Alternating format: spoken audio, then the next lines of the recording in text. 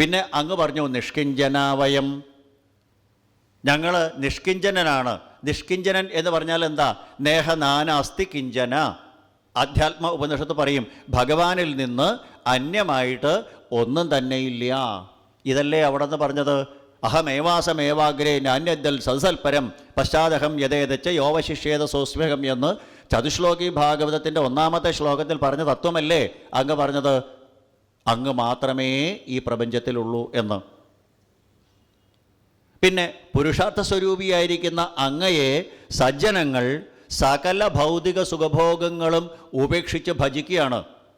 അംബരീഷിനെ പോലെ, ഋഷഭനെ പോലെ, ഭരതനെ പോലെ, പൃഥുവിനെ പോലെ ഒരുപാട് പേര്.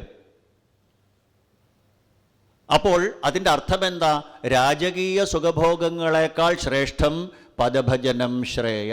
സിംഹാസനമോ അധികാരമോ സമ്പത്തോ ഭാര്യയോ പുത്രന്മാരോ എന്നത് ഭൗതിക സുഖഭോഗങ്ങളെക്കാൾ ശ്രേഷ്ഠം അങ്ങയുടെ പാദസേവനാണ്. പ്രിയവ്രതൻ, ജയാതി, എത്രയോ എത്രയോ രാജാക്കന്മാർ.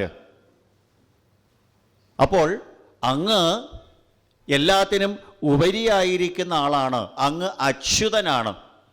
മറ്റുള്ള ഭജസ്വ ക്ഷത്രിയ ഋഷഭം എന്ന് പറഞ്ഞില്ലേ, മറ്റാരെങ്കിലും ഇഷ്ടമുള്ള ആളുടെ കൂടെ പൊക്കോളൂ എന്ന് പറഞ്ഞത്? ബ്രഹ്മാദി ദേവന്മാർ പോലും നാശത്തിന് വിധേയമാണ്. എല്ലാം നശിക്കണതാ. ദേവന്മാരോ മനുക്കളോ ലോകപാലകന്മാരോ രാജാക്കന്മാരോ എല്ലാവരും നശിക്കണതാ. ച്യുതിയുള്ളവരാ. ച്യുതിയില്ലാത്തത് അങ്ങ് മാത്രമേ ഉള്ളൂ, അച്യുതൻ. ഐശ്വര്യാദി ഷഡ്ഗുണ പരിപൂർണനും അച്യുതനും അവ്യയനുമായിരിക്കുന്ന അങ്ങയെ ഞാൻ മനസ്സാ വരിച്ചത് ഇതുകൊണ്ട് തന്നെയാണ്. ഇപ്പം ഭഗവാനെ നന്നായിട്ട് മനസ്സിലായിട്ടാണ് ഞാൻ അങ്ങയെ വരിച്ചത് എന്ന് ഭഗവാനോട് രുക്മിണി പറയണു. ഭഗവാൻ എന്തെല്ലാം നെഗറ്റീവായിട്ട് പറഞ്ഞോ അതൊക്കെ പോസിറ്റീവായിട്ട് പറയുക. 2 കാര്യങ്ങളിൽ മാത്രം എനിക്ക് വ്യത്യാസമുണ്ട്, വിയോജിപ്പുണ്ട്. അങ്ങ് പറഞ്ഞത് അങ്ങ് ഭീരുവാണ് എന്ന് പറഞ്ഞത് ഞാൻ സമ്മതിക്കില്ല. ശാർങ്ങം എന്ന വില്ലിൻ്റെ ഞാണല് കൊണ്ട് 10,000-കണക്കിന് രാജാക്കന്മാരെ തോൽപ്പിച്ചോടിച്ച് എന്നെ സ്വന്തമാക്കിയ ആളാണ് അങ്ങ്. അപ്പം അങ്ങ് ഭീരുവാണെന്ന് പറഞ്ഞാൽ ഞാൻ സമ്മതിക്കില്ല. പിന്നെ നമാം ഭജന്തി സുമധ്യമേ എന്ന് പറഞ്ഞു. എന്നെ ആരും ഇഷ്ടപ്പെടാറില്ല, കാരണം എന്നെ ഇഷ്ടപ്പെട്ടാൽ ദുഃഖമാണെന്ന്. ഗുരുവായൂരപ്പനെ ഭജിച്ചാൽ ദുഃഖമാണെന്ന് ആരെങ്കിലും പറയുമോ? എന്തുകൊണ്ടാണ് ലക്ഷക്കണക്കിന് ആൾക്കാർ ക്യൂ നിൽക്കണേ? പദഭജനം ശ്രേയ, ആ ഒരൊറ്റ നോട്ടം കണ്ടാൽ മതി. കാരുണ്യാകുല നേത്രം കാണാൻ വേണ്ടിയിട്ട് ലക്ഷക്കണക്കിന് ആൾക്കാർ ക്യൂ നിൽക്കണതിൻ്റെ അർത്ഥം ഈ വക സുഖഭോഗങ്ങൾ കൊണ്ടൊന്നും ആനന്ദം കിട്ടണില്ല. അതിനിടയ്ക്ക് ഒരു നിമിഷമെങ്കിലും ഭഗവാനെ കണ്ടാൽ ആനന്ദമാണ്. അതുകൊണ്ട് ഇങ്ങനെയെല്ലാം അവിടുത്തെ മാഹാത്മ്യത്തിനെ വ്യക്തമായിട്ട് മനസ്സിലായിട്ടാണ് ഞാൻ അങ്ങയെ സ്വീകരിക്കുന്നത്. അല്ലാതെ പ്രാപഞ്ചിക വിഷയങ്ങളിൽ കൊതിക്കുന്ന സ്ത്രീകളുണ്ടാവും. ഇഷ്ടമുള്ള ആളുടെ കൂടെ പൊക്കോളൂ എന്നങ്ങ് പറഞ്ഞില്ലേ? രാജകീയ സുഖഭോഗങ്ങളെയോ താൽക്കാലികമായ പ്രാപഞ്ചിക വിഷയങ്ങളിലോ ഇഷ്ടപ്പെടുന്നതായ സ്ത്രീകളുടെ അടുത്ത് പറഞ്ഞാൽ മതി ഈ കഥ. എന്നെ ഭജിക്കണ്ട, വേറെ ആ രാജാക്കന്മാരെ സ്വീകരിച്ചോളൂ എന്ന് എന്നോട് പറയണ്ട. അങ്ങയുടെ കഥകൾ ഇതേവരെ കേൾക്കാത്ത സ്ത്രീകളുണ്ടാവും, ആ സ്ത്രീകളോട് പറഞ്ഞാൽ മതി. അങ്ങയുടെ കഥ കേട്ട ഒരാൾ പോലും കൃഷ്ണപാദമൂലം നമുഞ്ചതി, അങ്ങയുടെ പാദങ്ങളിൽ നിന്ന് മാറില്ല. അതുകൊണ്ട് ഹേ ഭഗവാനെ, അങ്ങയെ ഞാൻ സർവാത്മന ആശ്രയിച്ചിരിക്കണു. അങ്ങയുടെ പാദങ്ങളിൽ എനിക്ക് അചഞ്ചലമായ ഭക്തി ഉണ്ടാവണം.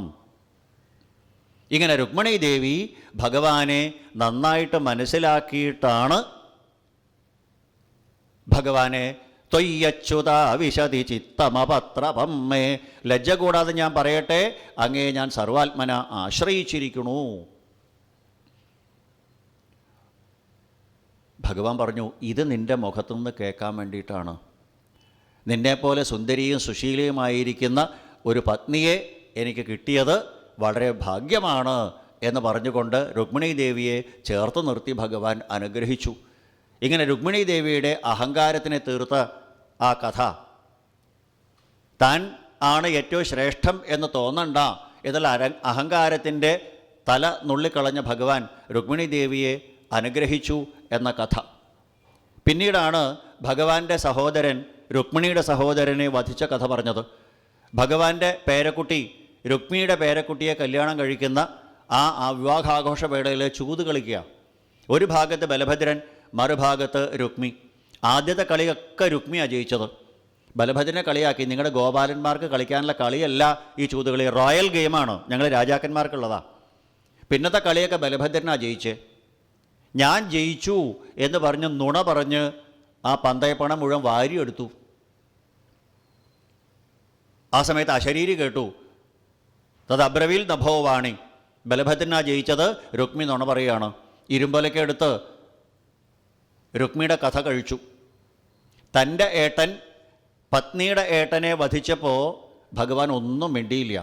നന്നായി എന്ന് പറഞ്ഞാൽ ഭാര്യ മോന്ത വീർപ്പിക്കും, മോശമായി എന്ന് പറഞ്ഞാൽ ഏട്ടന് വിഷമാവും. സ്നേഹഭംഗ ഭയാൽ ഹരി, ഭഗവാന്റെ ഡിപ്ലോമസി. ന ബ്രൂയാൽ സത്യമപ്രിയം, അപ്രിയമായ സത്യങ്ങൾ പറയരുത്. മൗനം വിദ്വാനുഭൂഷണം. എപ്പോഴും സത്യം പറയണം എന്ന് പറഞ്ഞാൽ അനവസരത്തിൽ സത്യം പറയരുത്. ന ബ്രൂയാൽ സത്യമപ്രിയം. അതാണ് വിതുരർ വിനാ യദുകുലക്ഷയം എന്ന് പറഞ്ഞത്. ഭഗവാന്റെ തിരോധാനം കേട്ടാൽ പാണ്ഡവന്മാർക്ക് വിഷമാവും.